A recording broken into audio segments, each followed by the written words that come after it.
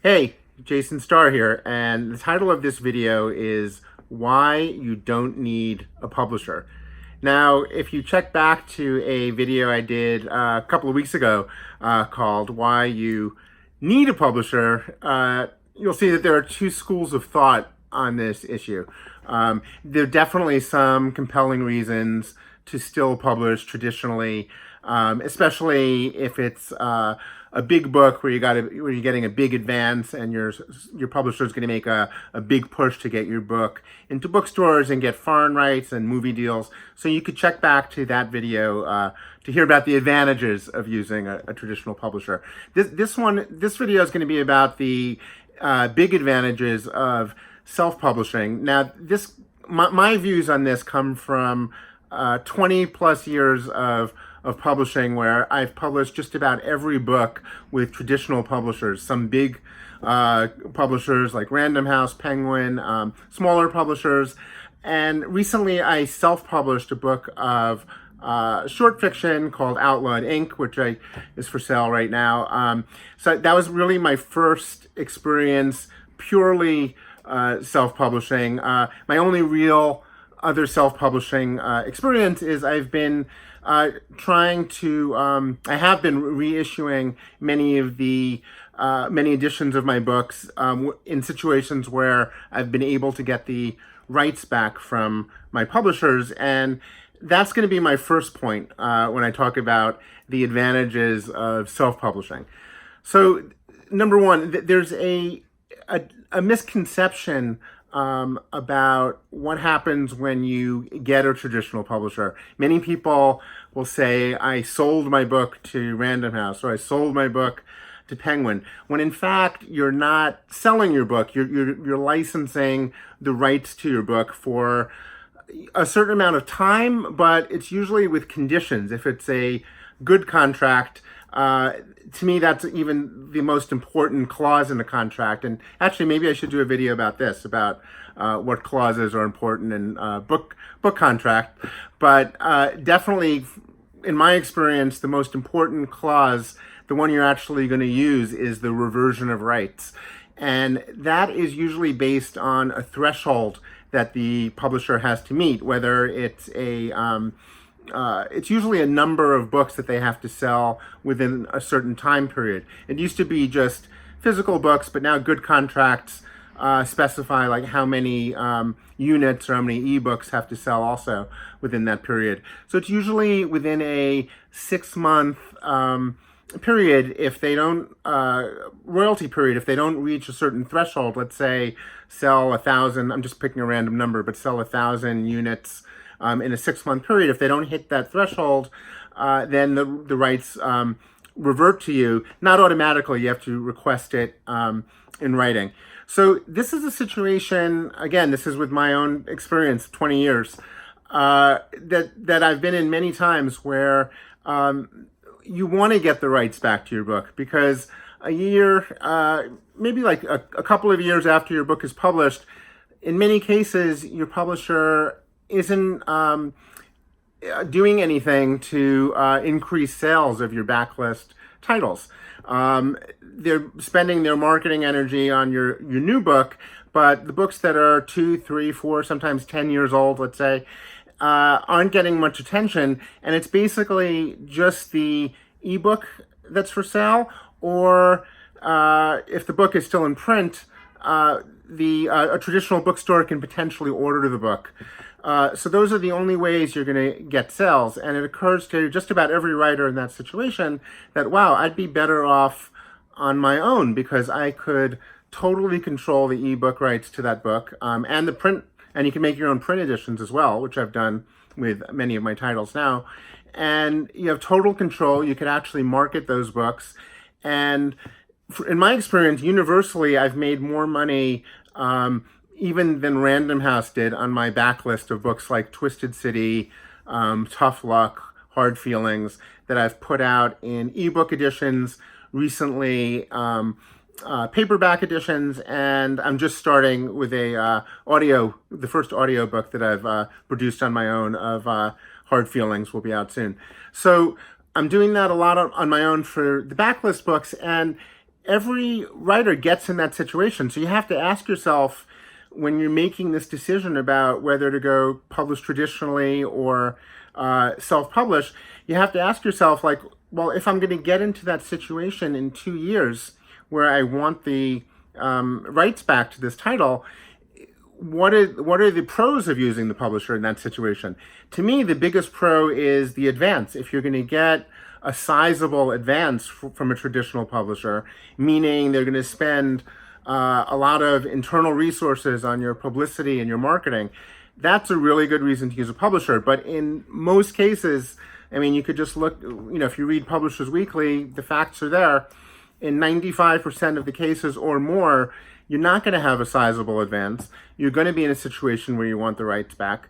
So unless it's an ego thing where you just want to say that you've published with a publisher, or maybe you're a university professor and you need the publishing credit in order to get tenure, or maybe you see it leading to another bigger deal, which is certainly possible. Or maybe, I'll talk about this a little later in this video, but maybe for film and TV rights situations, you want to have the traditional publisher. But besides that, you're probably going to be in a position where you want the rights back. So that's definitely a reason to just start self-publishing from the get-go. Number two, which I touched on a little bit, is marketing. All traditional publishers that I've ever dealt with, the first thing that they ask you at the first marketing meeting is, what can you do? They ask me, what can you do for the book? I've had publishers say to me, we want to start a grassroots marketing program. Do you have any ideas? They've asked me for my publicity contacts at magazines and newspapers. This isn't, I've had some great publicists who always make a great effort to do it, but usually publishers are spread thin, where they have to spend most of their resources on their big book, on their book where they spent millions of dollars on the advance. And for anything below that, they're going to ask you as the author what you can do to market your book. And then you have to start weighing, well, if I'm going to be doing a lot of marketing, if I'm going to have the grassroots effort on my end, if I'm going to use my own publicity contacts, what necessarily is the advantage of having that traditional publisher? Not only are they spending those resources on the bigger books, but it's a time thing where a publicist might have 5 books they're working on every month, and they're super involved with you leading up to your publication date and maybe for the first 2 weeks. But then there's a sharp decline where they just can't. I mean, it's not their fault. They just, they don't have the resources. They can't spend time on your book. But as a self-published author, you can spend time on your book. You don't have to let it fall off that cliff. You can continue to market it and use your resources. Now, the key is you have to have some marketing savvy. You have to be willing to spend the time on marketing. But in my experience, you're going to be spending time on marketing anyway. So you really have to weigh that really seriously. Like, if you're going to be spending your own time on marketing anyway, you have to ask yourself, why am I taking this traditional deal? Is it for the advance? That's a great reason to get a big advance. But if you didn't get a big advance, or you're not going to, or you don't expect to, that's a big reason just to go the self-publishing routes. Another reason is that, and this is what's tipping the scale for me lately, is that with so many bookstores closing, this really got heightened during the pandemic when some stores had to close. But if the majority of your book sales are going to be an ebook or just online sales of physical books, that even shortens the amount of time that you're going to get a big push into the traditional bookstores, which to me is still the major advantage of having a publisher to begin with. A traditional publisher is that they have the ability to get your book into Barnes & Noble in sizable numbers, to get it into the great indie stores in sizable numbers. But if they're not doing that, and your book is mainly going to be sold online anyway, you really have to ask yourself, why am I not just self-publishing it to begin with? You can control the price.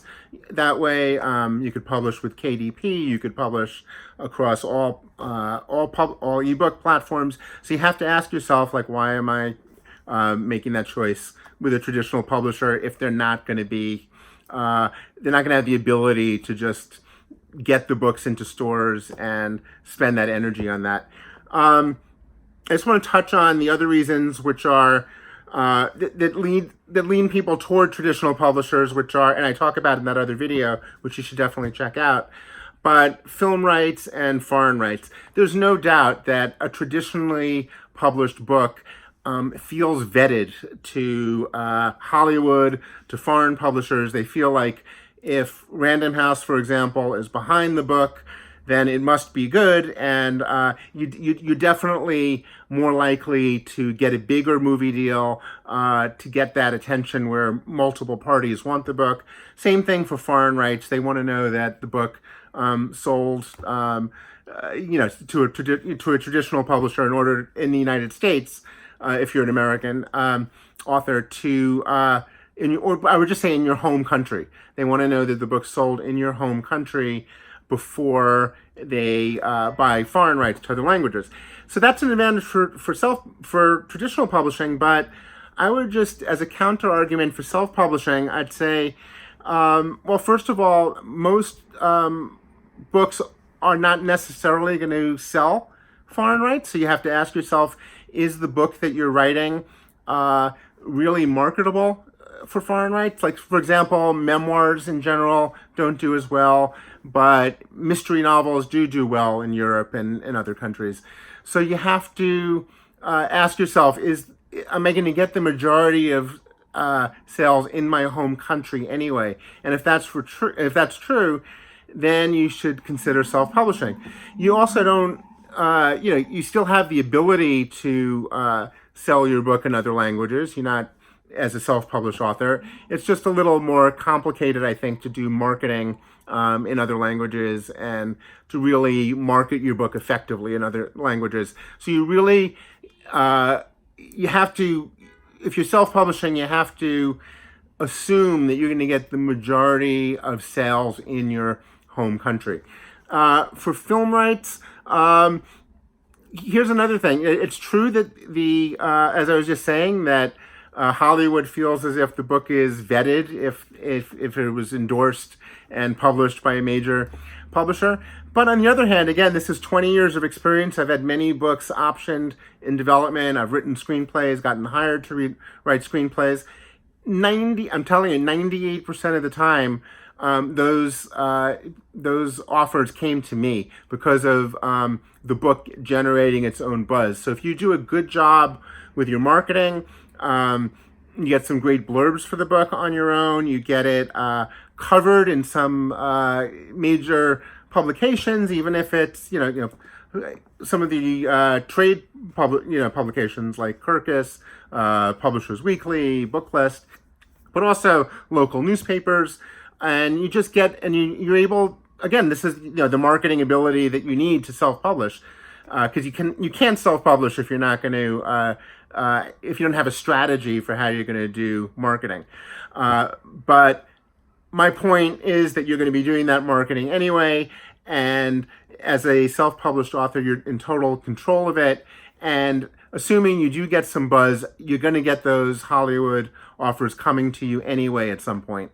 So I don't think that's necessarily a reason not to self-publish. Again, unless you think your publisher is going to give you a really big advance, they're going to get so behind you that there's going to be tremendous Hollywood buzz from the get-go. That is very difficult to generate on your own.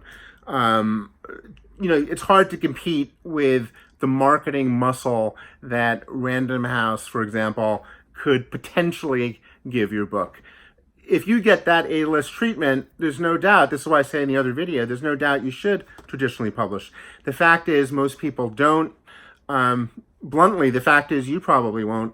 And that's a reason to definitely, even now more than ever, consider self-publishing. So check out my other videos. Definitely subscribe to the channel.